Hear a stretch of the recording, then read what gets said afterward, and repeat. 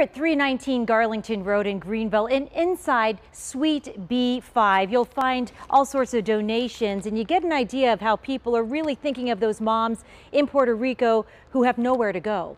Sleeping on on the streets because they have no houses right now. We have sick people waiting for a CT scan for 4 days. And I can tell you that, if we are part of the United States, maybe it was supposed to be way faster. The Sharper Image Barbershop in Malden has started collecting necessities for the hurricane victims. And on Sunday, the barbers will give haircuts in exchange for any type of donation.